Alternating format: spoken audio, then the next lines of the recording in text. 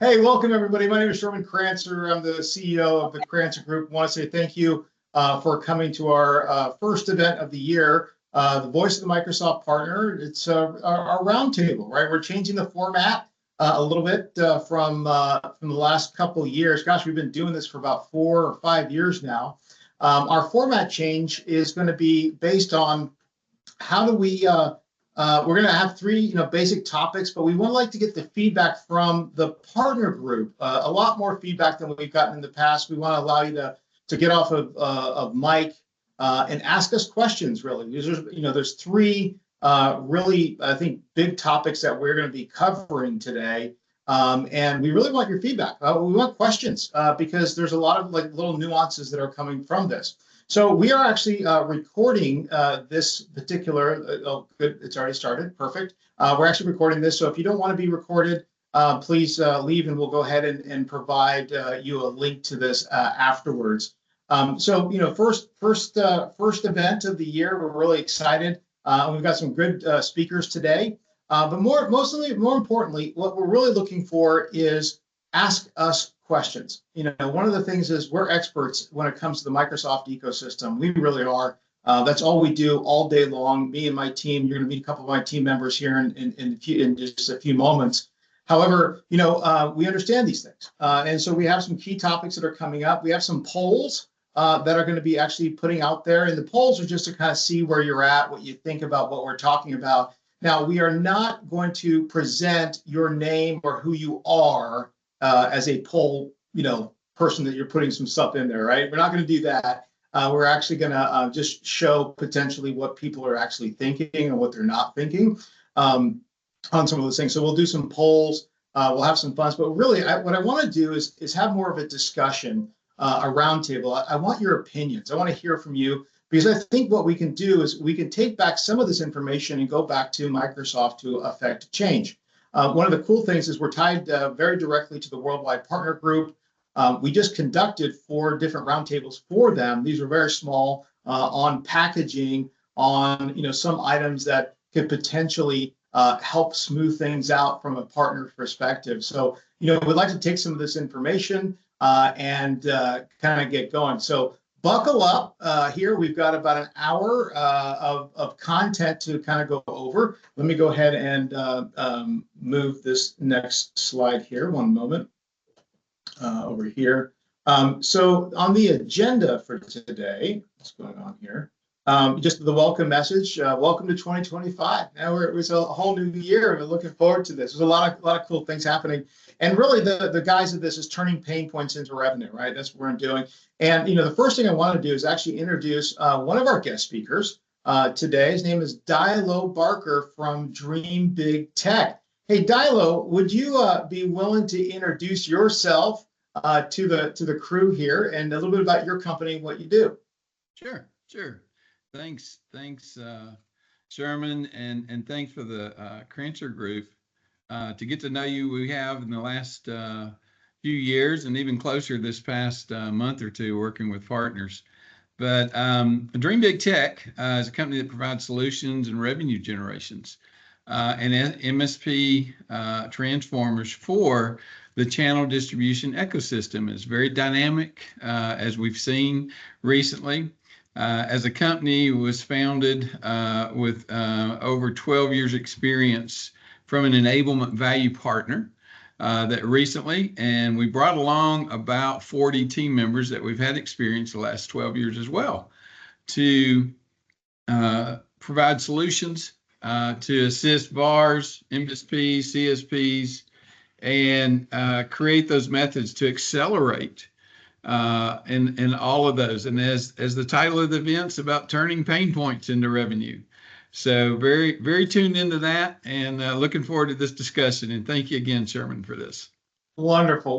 Dilo's got an amazing amount of experience. He's been in the channel forever. Got a really large group of folks that he influences as well. And we're just really happy to have him here to kind of weigh in on some of these topics that we're going to be talking about. So as on my screen here it is, we'll have his contact information for you afterwards if you want to get a hold of him. That was great individual, always willing to talk to folks, give them some ideas. and see if maybe you can work with him on some things moving forward. All right, so the key topics today that we want to do. Oh, actually, sorry, I need to go ahead and introduce the rest of my team who's actually here. I apologize.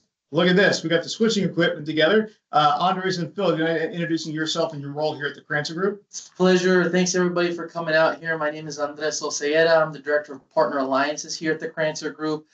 Me and Phil, we work with partners every single day. We talk about Microsoft programs, incentives, all that fun stuff. So if you have any questions about Microsoft, I'm your go-to guy, and it's a pleasure to see everybody here. Phil? Yeah, my name is Phil Kent. I'm the PM here for Alliance. I'm here just because of my looks, but no, I'm here helping Andres with our partners in the Alliance program, and yeah, we're just ready to help you guys. All right. Now back to the switching equipment here. This is so cool. All right. So yeah, these are our 4 topics today. Now, if you could go to the chat window, there's a couple other things too. We always like to use this as a networking opportunity as well. So if you want to type in your name, your company, what you specialize in, and maybe geography, that might be a good idea. This way, if you're a partner here on the West Coast and you're like, hey, I could use a partner, in the East Coast to help me out with XYZ PDQ. There might be an opportunity for you guys to get together. I'm always open to making sure that we can make connections together. We're better together than we are apart. Always. We're always better together if we do that. So please go ahead and do that. Now, number 2, if you have a question regarding some of the things that we're talking about, please put your hand up. You can use the raise button, right? On Teams, we all are Microsoft partners, so we should know what this button is. I'm not going to explain to you how to use it because if you don't know, call somebody. I can't help you with that. But raise your hand, and then what we'll do is we'll take you off mic and actually bring you in. Or if you have questions, go ahead and put it into the meeting chat. Because I'll go ahead and do that. Now, we have the rest of my team, as you can see here. We've got Riva and Tyler, and we've got about 6 or 7 people on this that we are really, monitoring the chat, monitoring the polls. Will be talking to me kind of in my ear, kind of a type of thing. So really want to do that. So the 4 key topics that we're getting into is 1, gold and silver competency going away. What does that actually mean? Number 2, solution partner designations. There's a new thing that's coming out as of the 1st, and actually something even bigger. I'm going to talk about the AMM thing. Talk about that. We're going to get into policy, governance, and security. And then the 4th topic we have time is really leveraging partnerships. That's what we want to figure out, is how to leverage partnerships, right? In my opinion, always want to leverage partnerships if we possibly can, right? With that. So those are really the 4 key topics. Let's go ahead and kind of get into, the very first one, and I'm going to bring in Andres here. Let's talk a little bit about gold and silver competency going away. So Andres, can you go ahead and kind of give a brief rundown of really what's happening and what does that really mean to partners in our ecosystem? Yeah, no, it's one of the biggest, one of the most important items that if you're a partner, you need to make sure that you're staying on top of. This program, Legacy Silver, Legacy Gold, it's an older program. It's gotten extended now multiple years. And Microsoft finally said, okay, this is it. We're not going to be extending it any longer. That date has actually already passed. So if you have, your renewal that already took place before January, I believe 21st of this year, congratulations, you have your rebates intact for the time being. Now, for the vast majority of partners out there who had renewals after January 1st of this year, you are now in a select group where we've got to figure things out. We need to make a move, and we need to strategize how we're going to go and actually attain that solution partner designation. The primary reason this matters is your incentives, your rebates, your capabilities as a partner are going to be dramatically diminished if you don't have that SPD in place.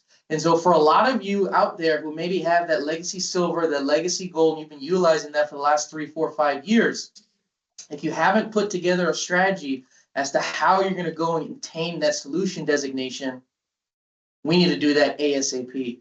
Phil, would you mind filling in the group maybe on some of the reasons why a lot of partners are struggling to attain the designation today? Some things they might be able to think about and moving forward? Yeah, I think some of the things that we see, at least, helping partners out for getting a designation is, either the certifications, right? Getting those certifications, because maybe you're not a big group, right?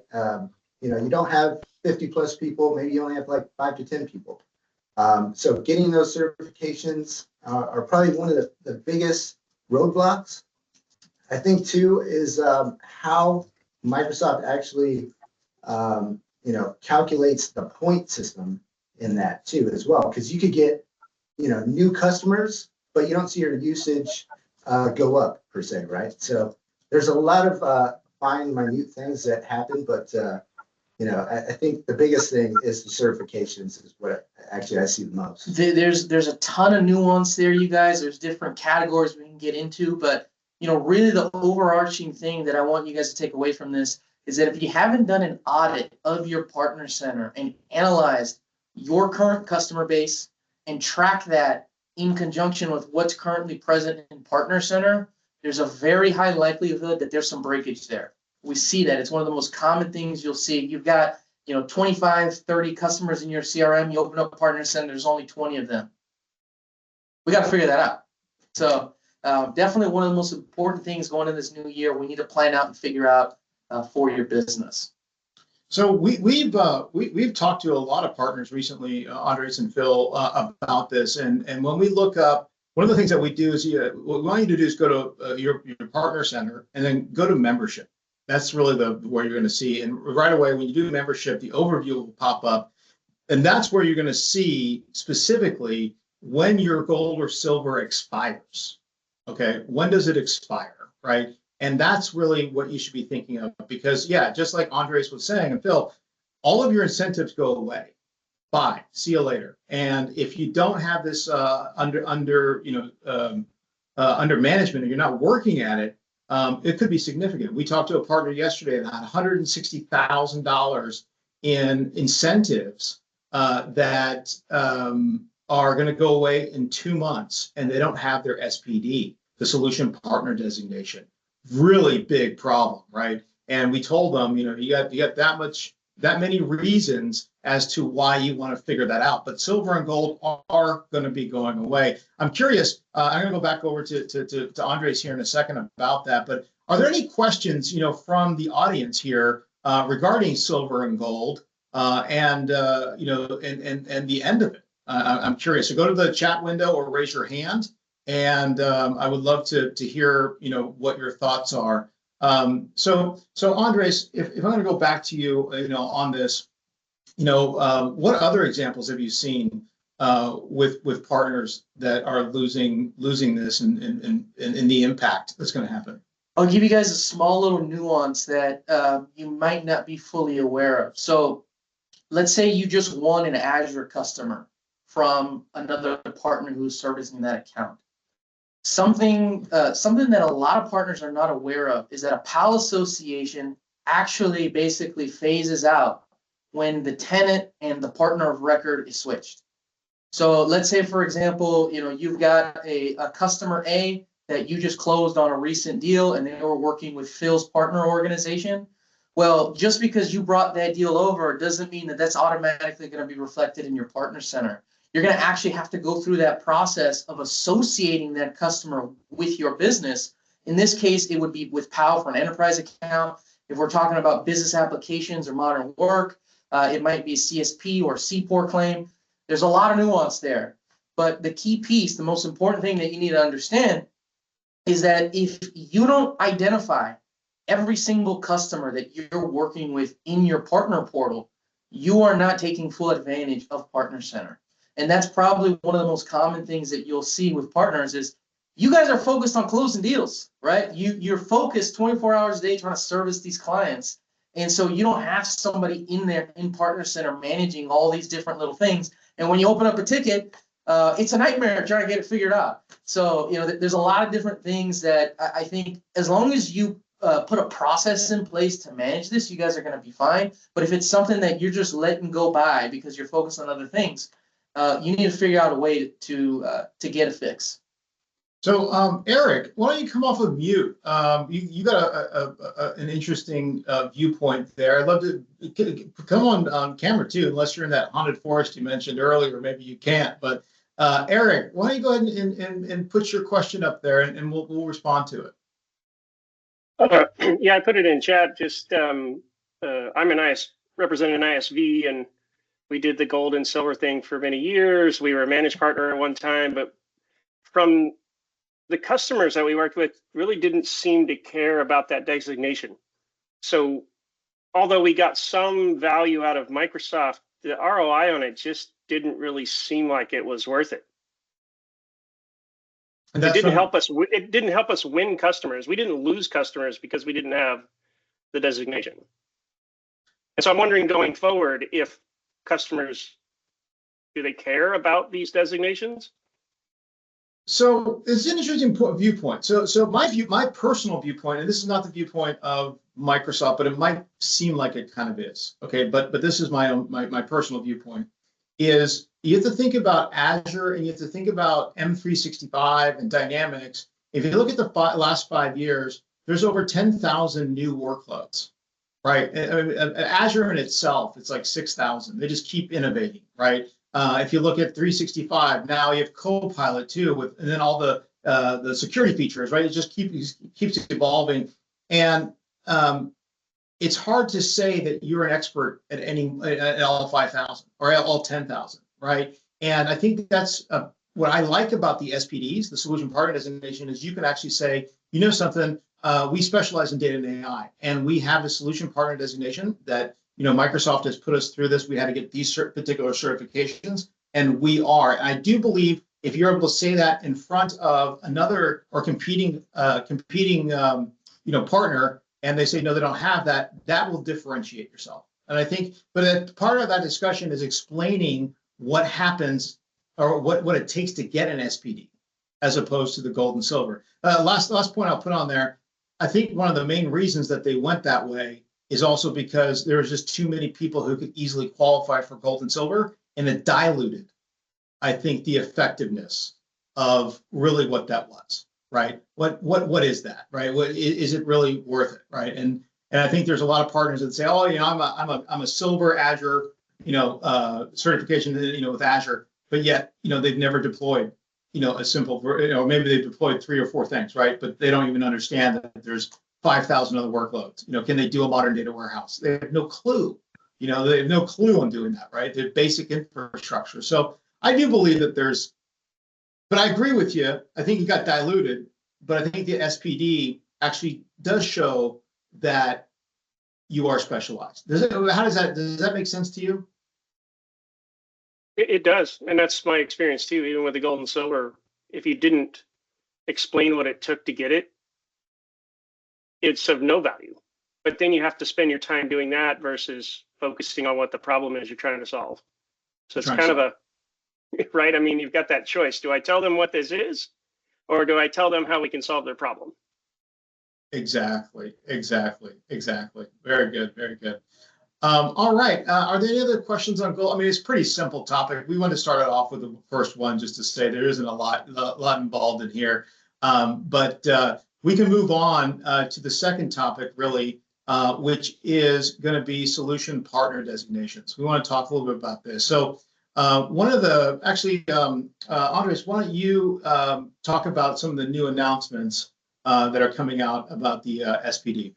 Very exciting news. We've been waiting for this announcement for a little time now. We're hoping for it a little bit last year, but thankfully it's coming out now. The SMB path for the Azure Solution Designations will officially be going live tomorrow. So for a lot of partners out there, it's difficult to get a bunch of new Azure deals across the line every single year. And so if you're still growing and you're building out your practice, this is going to be a massive opportunity for you to further develop, bring in those incentives to earn more, turn those pain points into revenue, and really start to differentiate yourself, as we're talking about here in the market. The customer requirements are going to decrease.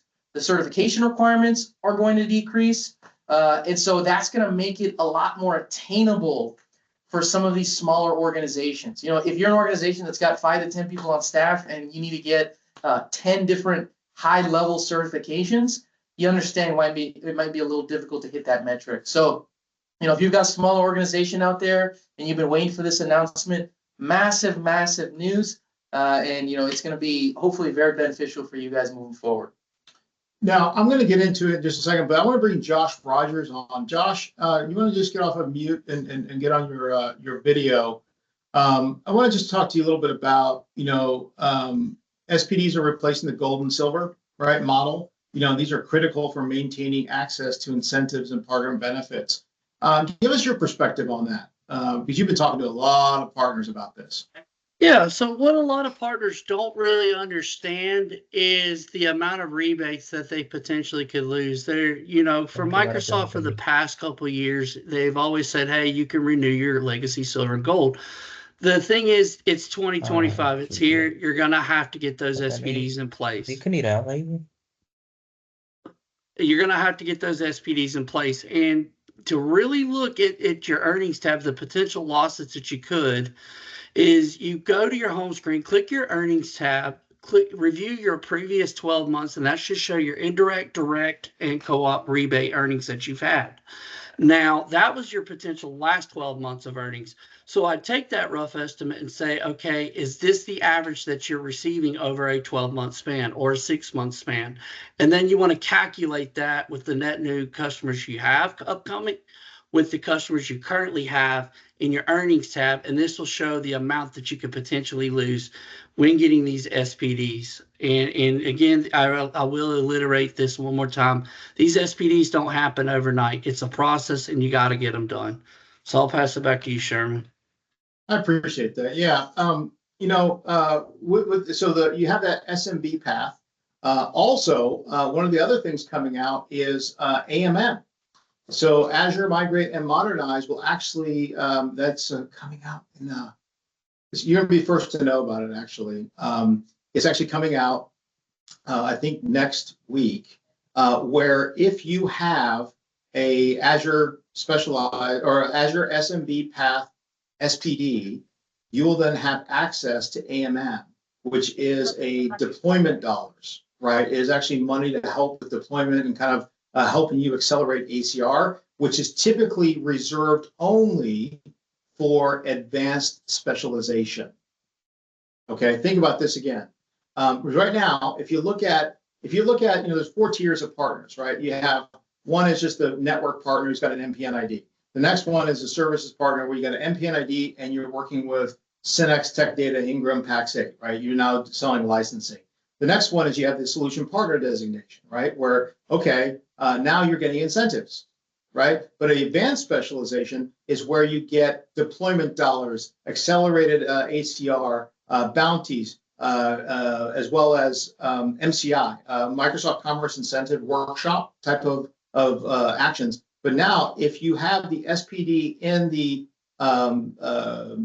small business path, holy crap, now you can actually utilize some of this extra type of assessment dollars that are out there. It's really fantastic. It's really something else. But just to kind of reiterate a couple of other things too, for Azure specifically, okay? So in the past, it was $1,000 per month for a client, right? $1,000 in ACR per month would qualify you as a net new customer addition. Now, Microsoft is saying only $500 a month allows you to make that a customer. Also, the other nuance to this is the certification levels to get that SPD have dropped almost by half, which is beautiful, right? Instead of 2 network engineers, you're only going to need 1, right? On the intermediates and then the experts, so it'll be much easier to actually score points. Now, there's 2 other areas to also think about in there, which is growth, right? And enablements. Okay, so one of the coolest things about the SMB path is virtual machines now count as enablements. So all you got to do is turn on those VMs, boom, you actually now have, they're actually counting towards those points. And then lastly, growth. Growth is also very interesting to think about. You have to be really careful with this because growth should be easy. right? We know that there's a 27% compound annual growth rate, right? 27% compound annual growth rate when it comes to Azure consumption. We know that, right? So it should be easy. But if you lose clients, now that's a problem. And then also you have to think about it from a 12-month rolling average perspective, right? So there's some, not gaming the system, but there's also, it's just more about planning the system, right? Because you're gonna have to look for it. All right, so Deborah, hey, Deborah, do you mind coming off of mute or do you want to come on video if you like? But why don't you ask that question? So we want to get more involvement from the group. Oh, sure. Happy to. I'm not going to get on video today. Thank you. Nice to meet everyone here. So I've been in the partner ecosystem for many, many years.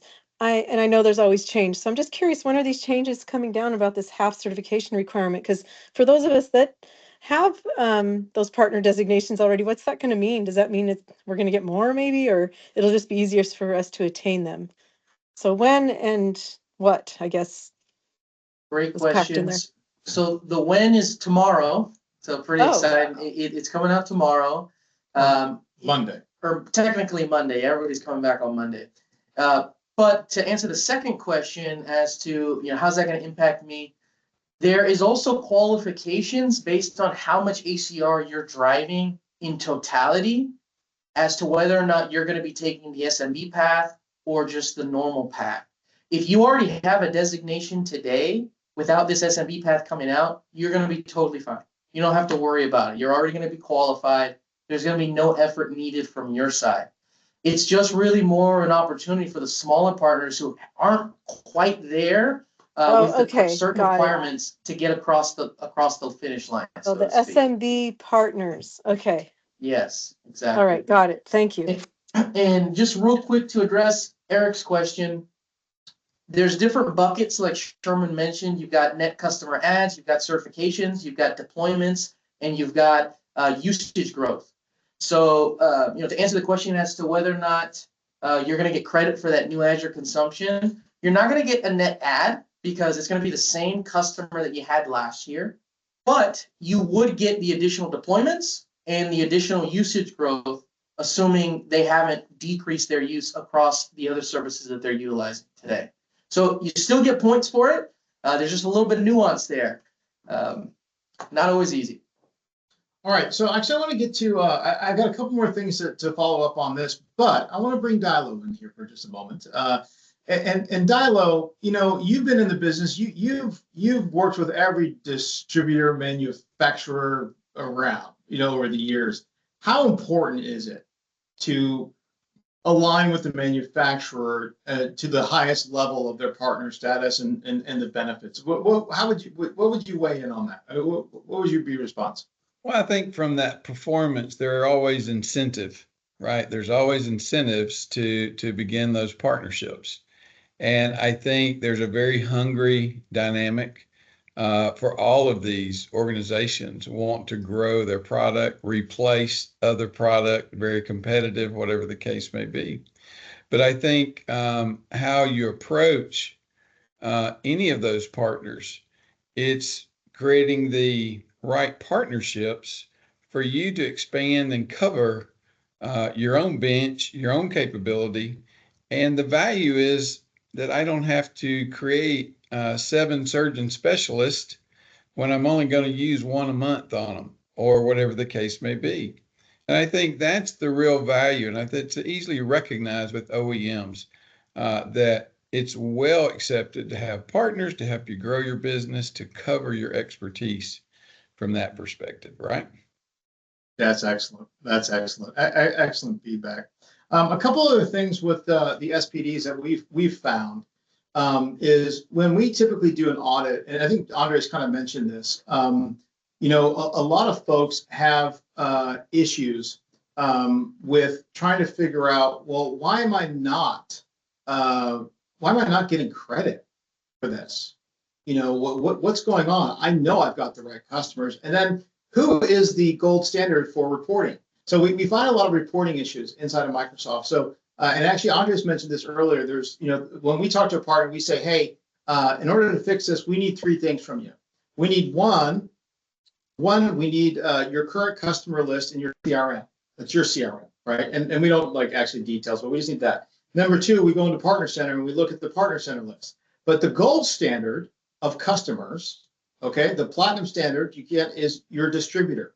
And we ask you to download that distributor, because what ends up happening is when you do the cross compare with those, that's where you're going to find a lot of breakage. You're going to find that, wow, I've got 20 customers at Arrow, right, or PAX 8, right, or whatnot. But wait a minute, I don't have those customers in my Microsoft portal, right? So Andres, just the nuance on that really is why what is the breakage there? Why do you see that breakage, and what's the attribution to that? There's a couple pieces there.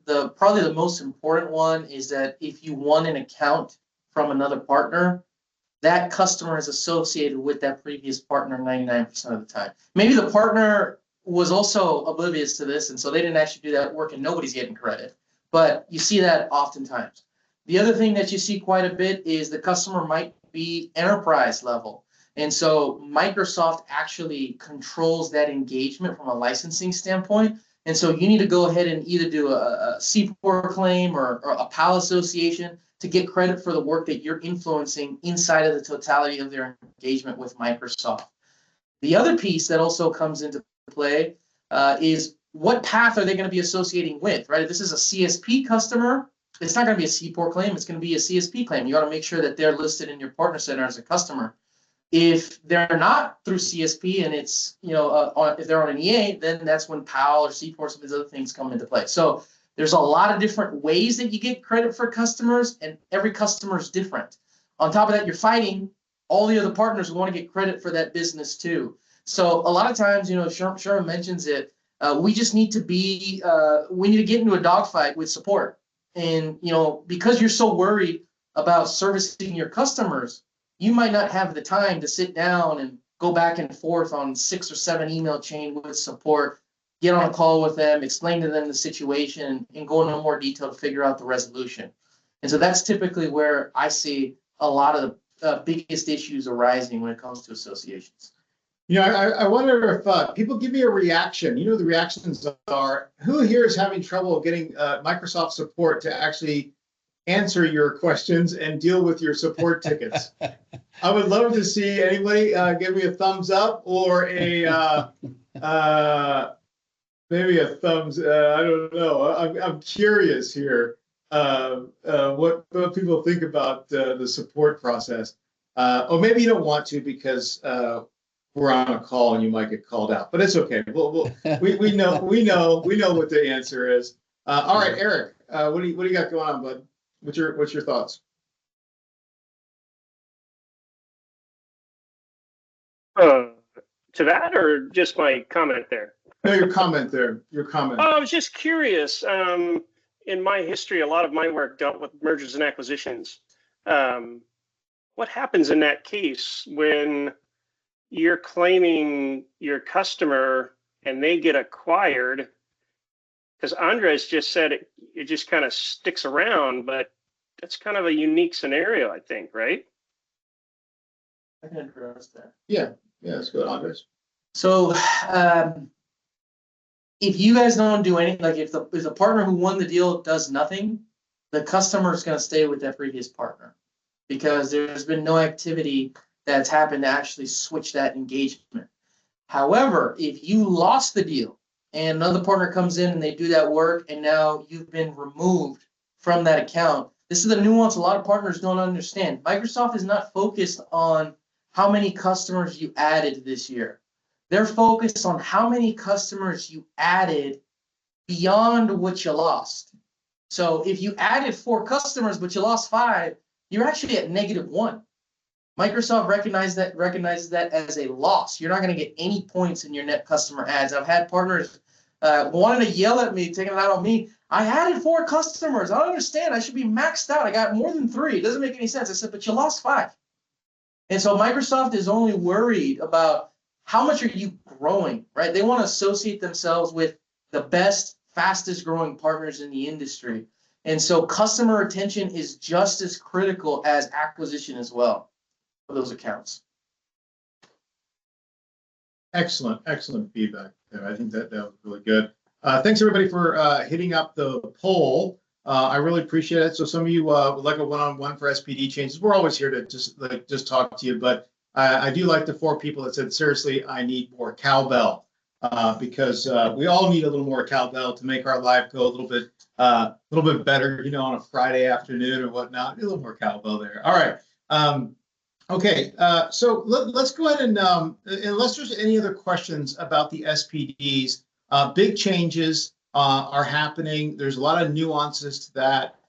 We're happy to give you some feedback if you'd like us to contact you. But new SMB path, you can also go to your go to membership, go to overview for SPD paths. And if you want to look at what Azure is going to look like, go to the modern work. There's already a SMB path for modern work right now. That's the way your portal is going to look like for all of yours. You'll get a notification if you qualify right away for that, which is going to be really nice. So you don't have to kind of wait around. But the main thing is always go to Microsoft Partner Portal, then go into membership, and then kind of see where you're at with that. Now, on the certifications part, this has also been a bit of a deal, a bit of a deal for folks. They don't have the people that are certified to get the SPD. So we've contacted, or we partnered with another group actually out of India that has over 400 certified Azure specialists, level 300, 400s, and we did a deal with them to do this thing called certification as a service. So if you are in a situation where your gold is about to expire and now you need the SPD, but you don't have the horses to take those certifications, no problem. Well, give me a call. I'll put you in touch with them. We have no financial arrangement. This is just a good thing. And what they'll do is they'll say, hey, how many certs do you need? You need 4, you need 5? Okay, no problem. They got it. Within 30 days, they'll assign 4 or 5 certified individuals for you. Number 2, you get it's a service. You got to pay for the service. But what you end up doing is you get one of those individuals full time. It's kind of cool. Level 300, 400 architect. They can do the back end work for you. So it's not just you're paying to get the SPD, but you're actually getting some help on the back end. These guys are the best of the best. We've helped about 20 partners with this, and not one partner has called us and complained about the service. Now, would you be using them for the rest of your life? I don't know. They do a lot of things over there. They do a lot of extras, which are really fantastic. However, I've always looked at this certification as a service as more of a bridge. It's a bridge, okay? It's a bridge to help you get through this over the next 30, 60, 90 days, especially if your gold or silver are going away. Holy crap, right? We've got to figure this out. Use it as a bridge. Use them for 2 or 3 months until you can get your technical team to get those certs. Now, we also know this one thing. The inmates run the asylum at most of our organizations, where our people just won't take the certs. They won't take the training, right? What I would suggest that you do moving forward, okay, is to let them know it's a management by objective. Hey, things are changing. The industry's changing. To be part and be employed here, you have to go and get these. I know it's a little rough, but hey, things have changed. 10,000 new workloads in the last 5 years. You can't be the best fax repairman forever. Like, time to move on. Time to get learn the new stuff and whatnot. So Manju said, I suggest, not Sherman. That's where AI models come into place. Yeah, that's pretty good stuff. I appreciate that comment. All right. So with that being said, I want to get into unless there's any questions from the audience, and you can, if you don't want to be on, you can just put a chat in the chat, I'll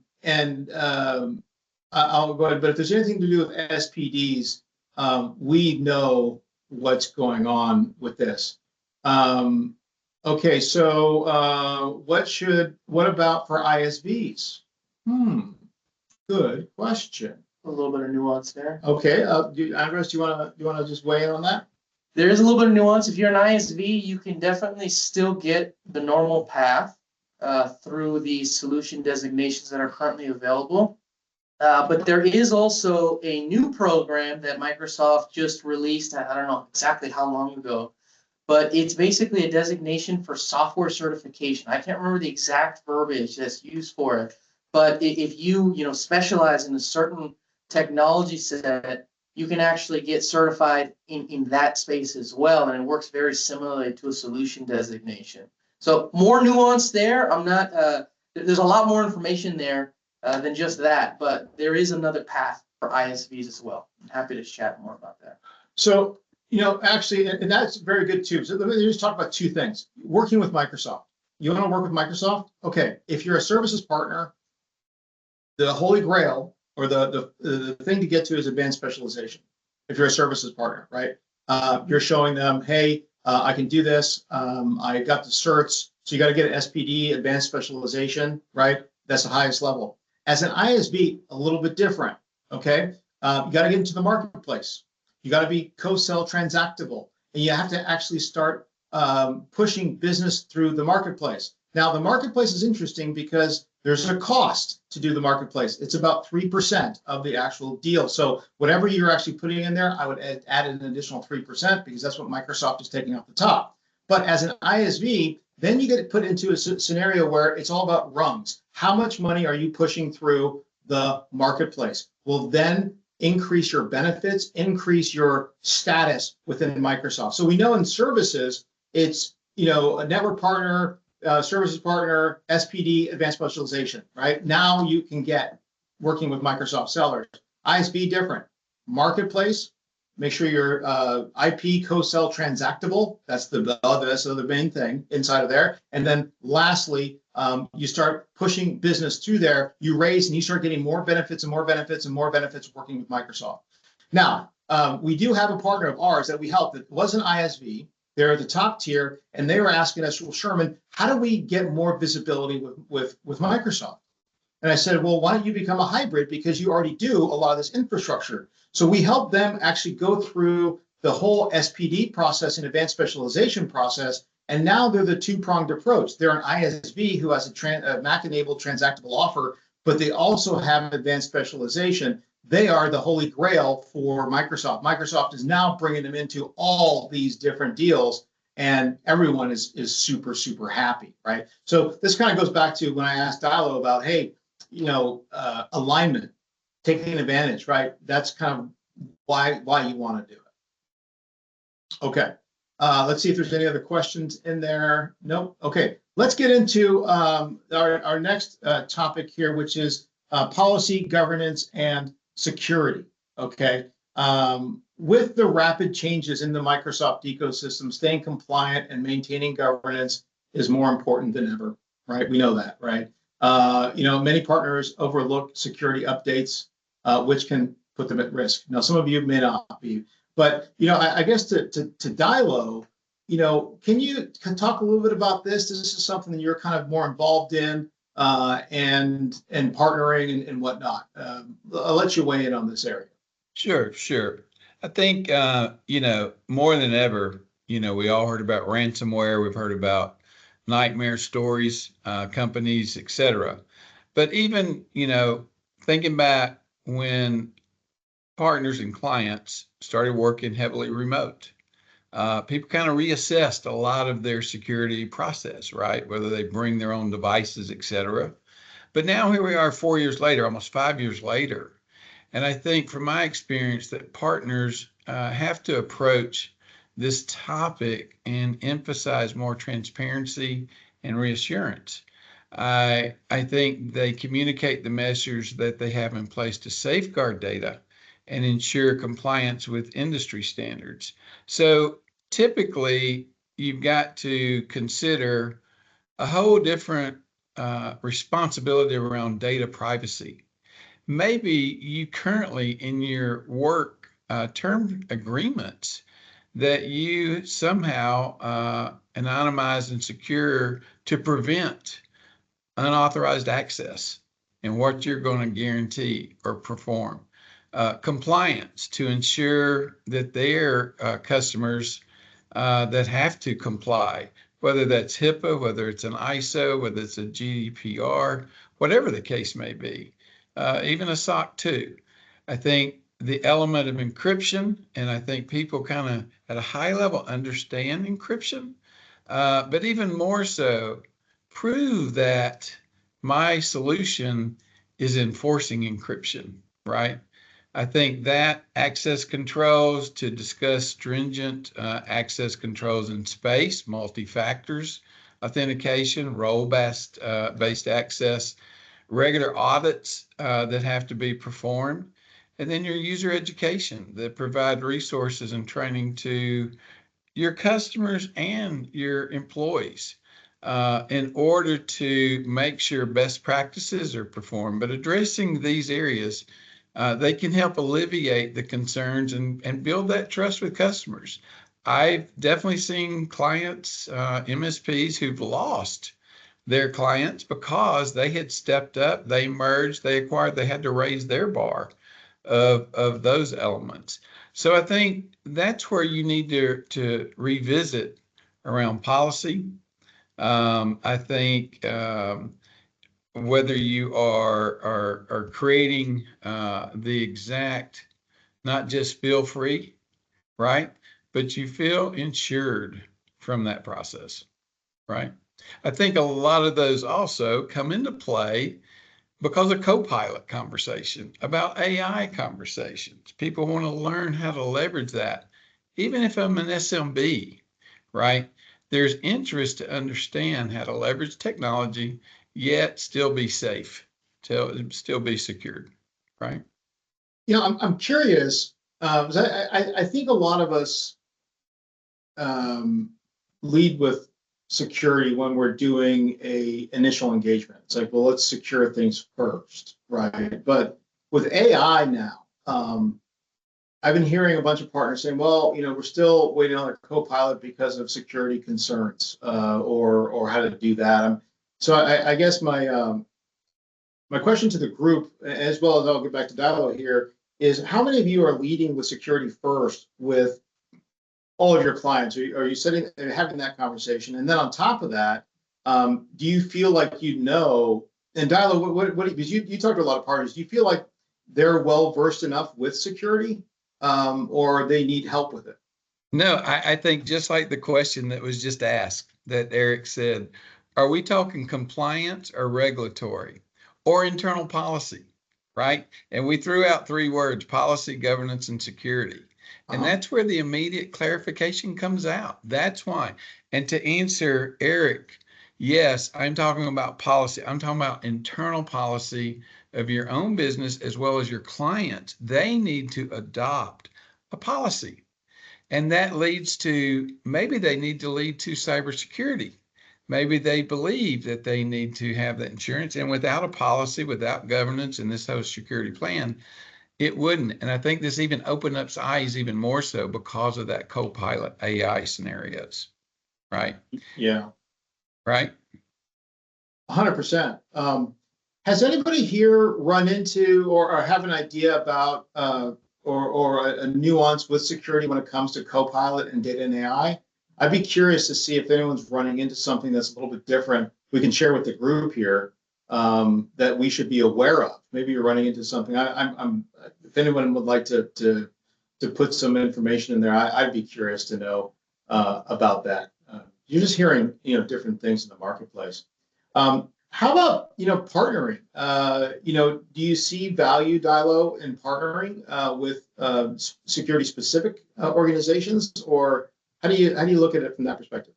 Yeah, I think a lot of organizations, fiduciary responsibilities, they've heard the value of saving money, get more production out of their employees by leveraging some AI or co-pilot solution. I think, again, when it comes to addressing those security concerns, partners need to help them realize some of those approaches that let them test it. Because all of a sudden the CFO says, well, I don't want our financial data being accessed to anybody but my kingdom, right? And that's a true fact. That's a concern. But that's where these policies need to be built around it when they go down the path of Copilot and other AI and LLMs, when large language methods to leverage the value. There certainly has to be a policy. There has to be a governance, and to enforce that. And a lot of partners are used to it from a network policy best practice. When it comes to sharing data, who can have access it, who can share the marketing discussions, who can share whether it's confidential, whether it's if there's intellectual property, right? Those could go at those levels. None of us all commonly go into those scenarios, but there certainly, again, from a data privacy and protection, all comes back into play. But again, to reinforce you, I think that, Eric, I just want to resort how much I appreciate you calling that out. It's around those internal policy scenarios that come into play. And from those disciplines who are responsible, from a CIO, a CTO, a chief marketing, a CEO, et cetera. Yep. Thank you. Eric? Yeah, I'm working with a large customer, and the term compliance is unfortunately vague for organizations when you mention it because of that. And there are many organizations of every size that have to deal with regulatory compliance. But I find that they don't pay attention to that enough. They'll go after the internal, policy compliance. Mm-hmm. But then when you ask them, hey, are you supposed to be keeping this data? And they're like, hands in the air, I don't know, or we just keep it just to be safe. And I've found in the financial industries, you can get big fines for keeping data longer than you should. That's exactly right. Yeah. Whether that's 2 years, whether it's 5 years. And you have from that audit prove that how did you destroy it, right? And that's where some of those audits come into play as well, right? So you're exactly right. And I do think there's a lot more value having a partner.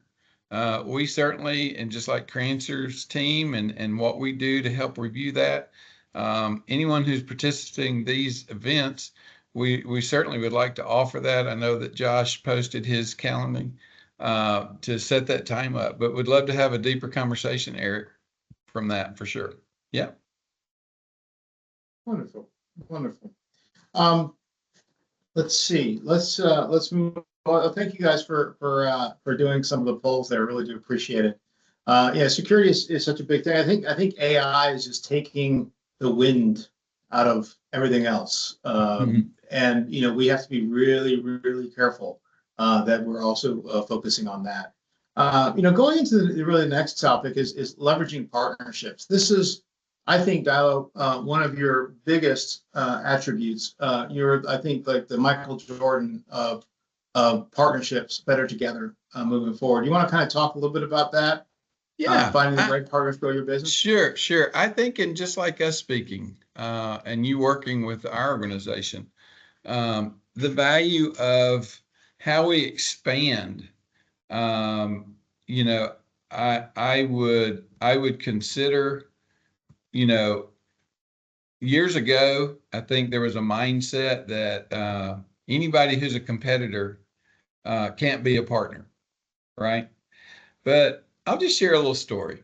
And this is a good old country boy who will share from West Tennessee. And it's about the guy who raised corn. And every year at the fair, he always won the blue ribbon for the best produced corn, right? I'm talking corn on a cob, corn, right? Corn.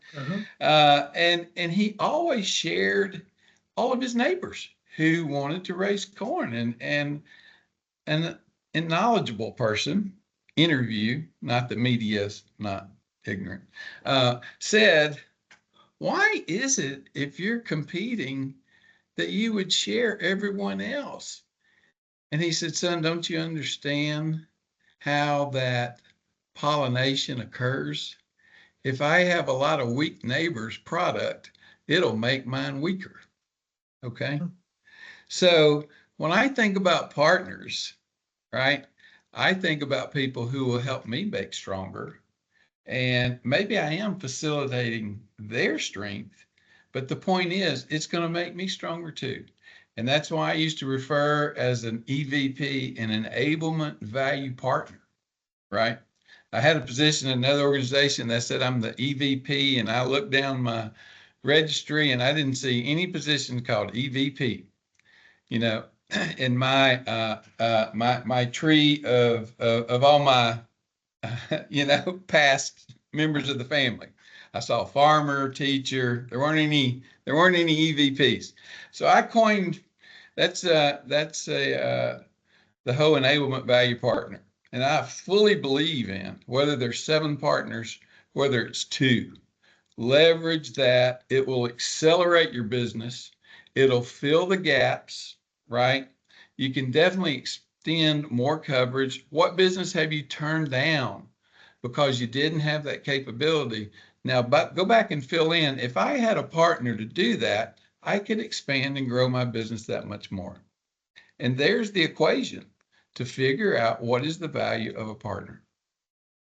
So, that's the reason why I brought this up too, is I wanted to let our audience know, Dilo has got, fingers, not fingers, but he just knows about everybody in the business. When it comes to OEMs and partnerships. If you have any questions, please reach out to Dilo. And guys, can we put Dilo's, Reba, can we put Dilo's email and then LinkedIn in the chat window for everybody, just to make sure? Thank you very much. But if you're looking for partnerships and certain things, you might want to give Dilo a jingle, because he can certainly, whether it's a manufacturer, whether OEM, whether it's a partner, he is the best in the business, and it's really neat. I'm glad that we're partnered with him. We're starting to do some things together as well, because we complement each other.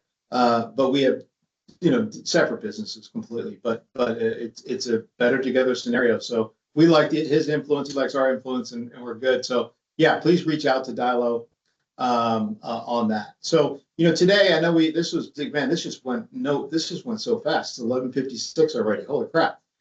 Today we went over the SPDs. We went over silver and gold competencies going away. We talked a little bit about security, compliance, and governance, and lastly we talked about partnerships.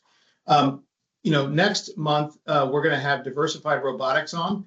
They're probably one of the top partners in AI right now. And they're going to be talking about how they work with Microsoft partners to help them enable AI.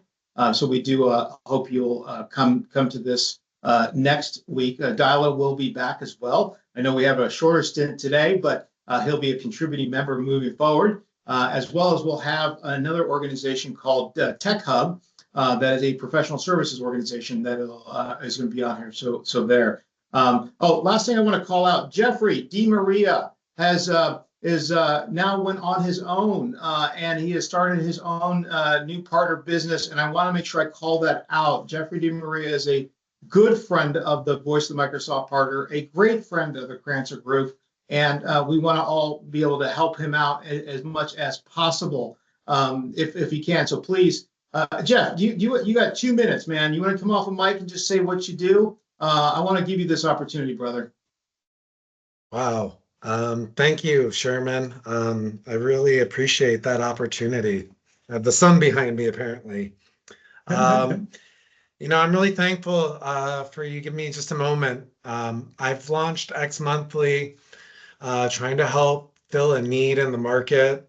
I'm actually thankful to see Dilo on here. We've chatted in the past, and just some of the service capabilities, just seeing how partners can come together. When you launched this call today, we highlighted you with our second guest post on X Monthly, just about some of the services that you offer, because, I do believe better together. We're helping partners solve and deliver more services to their clients. Having been in a distributor role, I got to work with many, let's say, business application type partners, and they're really good at what they do. I've had sessions leading about how to double, triple your revenue and attacking the M365 opportunity. So I'm taking this chance and I'm betting on my partners to kind of let me work with you to capture that M365 opportunity. We have a very defined program. We're hosting private CSP briefings for our partners, funded or not by Microsoft. We're doing it. So that's what we're doing to our partners and making it available. So thank you for the 2 minutes. I'm looking forward to sharing everyone else's acts, bringing the community together. And thank you again, Sherman, for this opportunity. 100%, brother. Always, man. You've always been a great friend and partner to us. And I always want to, my motto is always give first, never ask anything in return, because it'll just come back around. I have a guardian angel. I know I do. And I think it's because that's been my mantra from the very beginning. Anyways, we're just at time. I want to say thank you, everybody, for coming to this. Hopefully you like the new format. It's a little bit of work in progress. We're going to kind of move this together, get it a little bit better. So next month, it'll be even tighter, but this would be good. Actually, tell me, would you like this new format? I'm just curious. Right before you guys all leave, yes, no, heck yeah. I'm gonna ask my friends to start joining. I'd be curious. Yeah, and also, yeah, if you have other partners that you know of, bring them here, because it's going to be really ask us anything. That's really what it is. You got a question about Microsoft that you can't get an answer from them? Ask us. We'll figure it out for you. All right. With that being said, last thing of my tagline, right? Dreamers are the one who talk about what they're going to do, but leaders are the ones that do what they talk about. Ask yourself the question today: are you a dreamer or are you a leader? Thank you so much for your time today. We look forward to seeing you again. Have a great afternoon. Thanks again. Bye-bye.